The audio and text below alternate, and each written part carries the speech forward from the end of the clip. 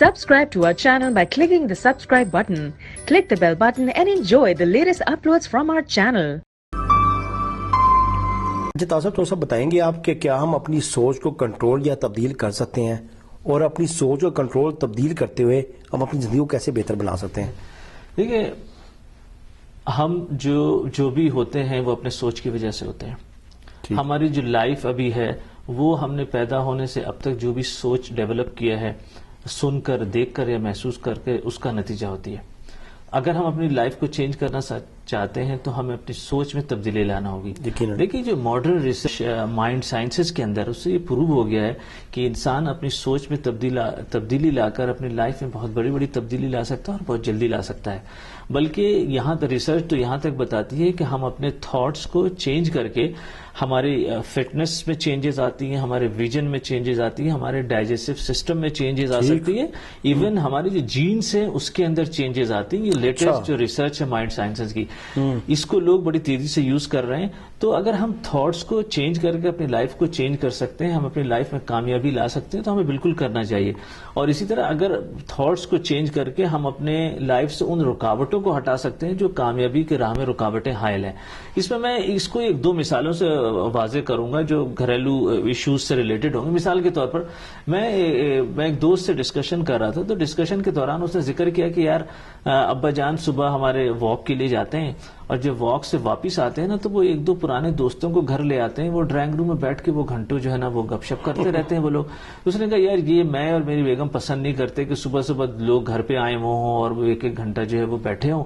اور یہ ابا جی کے بات سمجھ میں نہیں آ رہی. ہم سے اکثر تکرار بھی ہو چکی ہے، بحث بھی ہو چکی ہے، لیکن یار ہی از ناٹ انڈرسٹینڈنگ اٹ. اچھا، جب میں نے یہ سوچا نا تو مجھے فوراً یہ چینج آف تھاٹ والی سمجھ میں آئی بات. میں نے کہا یار یہاں پہ ڈیفینیٹلی یہ کیس ایسا ہے جہاں پہ میرے اس دوست کو اپنے تھاٹ کو چینج کرنے کی ضرورت ہے. لیکن یہاں پہ چینج تھاٹ کرنے کی تین وجوہات ہیں. ایک تو یہ کہ جب والدین جب اس عمر کو پہنچ جاتے ہیں، 70+ ہو جاتے ہیں، 80+ ہو جاتے ہیں، تو ان کی سوچ کو آپ چینج نہیں کر سکتے. ایک بات. دوسری بات دیکھیں کہ انہوں نے بچپن میں ہماری کتنی ایسی باتوں کو اگنور کیا ہوگا صرف اس وجہ سے کہ یہ بچہ ہے، اس کے ابھی سمجھ میں نہیں آئے گی. ہمیں بھی یہ چیز کنسیڈر کرنی چاہیے. نمبر 3 اور سب سے امپورٹنٹ چیز ہمیں دیکھنا چاہیے، ہر ایشوز میں ہمیں ذرا شریعت کو دیکھنا چاہیے. دیکھیں قرآن شریف کے اندر اللہ تعالیٰ اتنی کلیئرلی بتاتا ہے والدین کے حقوق کے بارے میں، اور خاص طور سے بوڑھے والدین کے بارے میں. اللہ تعالیٰ سورہ بنی اسرائیل کی آیت نمبر 23 کے اندر اللہ تعالیٰ فرماتا ہے کہ اگر تمہارے والدین میں سے کوئی بھی بڑھاپے کی عمر کو پہنچ گئے تمہاری زندگی میں، اور وہ تو ان کے ساتھ تم نے ہمیشہ بڑے احترام سے بات کرنا ہے، ان کو اف تک نہیں کرنا ہے، ان کو کبھی جھڑکنا بھی نہیں ہے. یہ دیکھیں قرآن نے کتنا اسپیسیفکلی اور کتنا کلیئرلی یہ چیز بتائی ہے کہ جی قرآن صرف یہ بھی کہہ سکتا تھا کہ جی والدین کے ساتھ اچھی طریقے سے بات کریں، لیکن قرآن نے یہ کہا ہے کہ والدین کے ساتھ احترام سے بات کریں، ان کو اف بھی نہ کریں، اف کر کے ساری. اچھا، تو چینج آف تھاٹ میں اگر یہ چیزیں اپنے ذہن میں ڈال لے، اگر وہ میرا دوست یا کوئی بھی جو جن پہ یہ اپلائی ہوتا ہے وہ ان چیزوں کو اگر سمجھیں تو ان کے سوچ میں بہت بڑی تبدیلی آ سکتی ہے. وہ بہت بڑے ایسے ایشو سے بچ سکتے ہیں جس میں وہ اپنا کافی ٹائم ضائع ہوتا ہے ان کا، اور اس کی وجہ سے وہ بہت بڑی گناہ سے بچ سکتے ہیں. اس لیے کہتے ہیں کہ والدین کی نافرمانی بغیر سوچے سمجھے غیر قصدن طریقے سے نافرمانی تو ہو ہی رہی نا، نالج نہ ہونے کی وجہ سے. تو یہ ایک مثال ہے کہ ہم اپنے تھاٹس کو چینج کر کے کس طرح بہت بڑے ڈومیسٹک ایشوز سے بچ سکتے ہیں. اسی طرح ایک اور ایشو جو میں نے بہت دیکھا ہے، ہوتا یہ کہ بعض اوقات لوگ کمپلین کرتے ہیں کہ ہمارے والدین جو ہے نا ہمارے سبلنگس میں سے کسی ایک کو زیادہ پریفرنس دیتے ہیں، یا کسی ایک بھائی بہن کو زیادہ پریفرنس دیتے ہیں. دیکھیں بہت سے لوگ بس یہ سوچتے ہیں کہ جی والدین نافرمانی کر رہے ہیں، ہم نے ان کو یہ بتانا ہے، ہم نے ان کا مائنڈ چینج کرنا ہے. دیکھیں اگین میں کہوں گا کہ آپ اس کے پیچھے لاجک دیکھیں. دیکھیں ہو سکتا ہے وہ والدین اس بھائی بہن کو اس لیے فیور کرتے ہوں کہ وہ فائنینشلی چیلنجڈ ہو، یا وہ ذہنی اعتبار سے دوسرے بھائی بہنوں کے مقابلے میں اتنا تیز نہ ہو، اس لیے والدین جو ہے نا وہ کسی ایک بچے کو تھوڑی زیادہ دے دیتے ہیں. اور ہمیشہ ہمیں اپنے آپ کو دیکھنا چاہیے. دیکھیں ہمارے بھی جو بچے ہوتے ہیں ہم کوشش کرتے ہیں سب کو برابری سے دیکھیں، لیکن ڈیفینیٹلی اگر ایک بچہ توجہ کا زیادہ وہ مستحق ہوتا ہے تو ہم اس کی طرف زیادہ توجہ دیتے ہیں, اس کو زیادہ خیال رکھتے ہیں اس کا.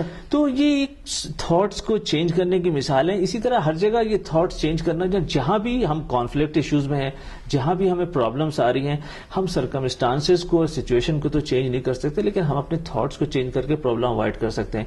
جس طرح ایک اور مثال دوں گا کہ جیسے اکثر ہوتا ہے یہ کہ بچہ جب کم مارکس لے کے آتا ہے یا بچہ جب امتحان میں فیل ہو جاتا ہے تو والدین بچے پہ برس پڑتے ہیں, یعنی کہ تم نے ٹائم ضائع کر دیا, تم نکمے ہو, تم کچھ نہیں کر سکتے, اور اس قسم کی چیزیں. دیکھیں ہو یہ رہتا ہے کہ بچہ اس وقت خود ہی اس ناکامی کو فیس کر رہا ہوتا ہے, اوپر سے ہم اس پہ اس قسم کی الفاظ کی بوچھاڑ کر کے اس کو مزید اندر سے توڑ رہے ہوتے ہیں. اگر ہم اس سے اس طرح کا برتاؤ کریں گے تو وہ زندگی میں بڑا ہو کے ناکامیوں کو کس طرح فیس کرے گا. ہمیں اپنی تھاٹ کو چینج کرنا چاہیے. ہمیں یہ کرنا چاہیے کہ جی ہم بچے کو موٹیویٹ کریں, اس کو انکریج کریں کہ بیٹا یہ ناکامی جو ہے کامیابی کی سیڑھی ہے, you can do it and you should try to do it again, اور ہمیں پھر علیحدہ سے ہمیں دیکھنا چاہیے کہ واقعی کیا ریزن ہے فیل ہونے کے, اور اس پہ کام کرنا چاہیے.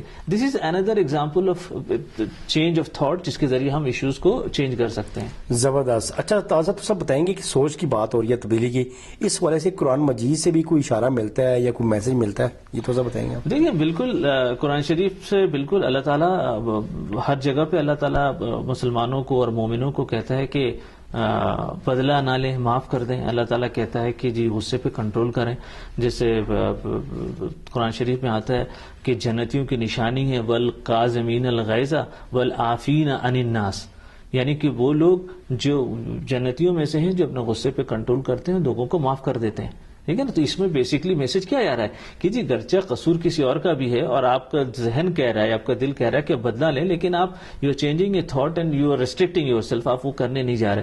اسی طرح بیشتر جگہ پہ میں نے دیکھا ہے کہ جب حضور صلی اللہ علیہ وسلم تبلیغ کے دوران بڑے مایوس ہو جایا کرتے تھے مشرکین سے اور کافروں سے کہ وہ ایمان نہیں لا رہے ہوتے تھے, حالانکہ اتنی بڑی بڑی آیتیں, اتنی بڑی بڑی نشانیاں اللہ تعالیٰ کی ہوتی تھی. تو اس مایوسی میں پھر اکثر اللہ تعالیٰ وحی کے ذریعے بتاتے تھے حضور صلی اللہ علیہ وسلم کو کہ دیکھیں ان کے دلوں پہ ہم نے مہر لگا دیا ہے, آپ کا کام ہے صرف پیغام پہنچانا, آپ پیغام پہنچائیں اور اس کے بعد رک جائیں, باقی میں ان کو ایمان دیتا ہوں, ان کو نہیں دیتا ہوں. تو اس میں بھی ایک میسج ہے کہ حضور صلی اللہ علیہ وسلم کو بتایا جا رہا ہے کہ جی آپ مایوس نہ ہو کہ بالکل میں نے ان کو چینج کر کے ہی رہنا ہے.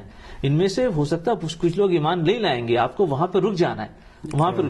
اسی طرح قرآن کریم میں اللہ تعالیٰ سورہ رعد میں فرماتا ہے ان اللہ لا یغیر ما بقوم حتی یغیروا ما بانفسہم, یعنی کہ اس کا مفہوم یہ ہے کہ میں اس وقت تک کسی قوم کی حالت نہیں بدلتا اللہ تعالیٰ جب تک کہ اس قوم کو اپنی حالت بدلنے کا خیال نہ ہو. تو دیکھیں نا ان چیزوں سے ان آیات سے صاف اشارہ ملتا ہے کہ اللہ تعالیٰ ایکسپیکٹ کرتا ہے کہ ایک مومن, ایک مسلمان مومن اچھا وہی ہوتا ہے جو اپنے آپ کو ریویو کرے, جو اپنے جو نئی ریسرچ آ رہی ہے یا اپنے تھاٹس کو, اپنے سوچ کو کنٹرول کر کے یہ سب چیزیں کر سکے. طاہر صاحب بہت شکریہ, آپ نے بڑی مفید اور بڑی عمدہ باتیں کی, بڑے معلوماتی آج سوالات تھے جن پہ ہم نے بات کی. تو یقین ہمارے جو ویورز ہیں ان کو بھی پسند آیا ہوگا. ہمیں آپ کے فیڈ بیک کا انتظار رہے گا.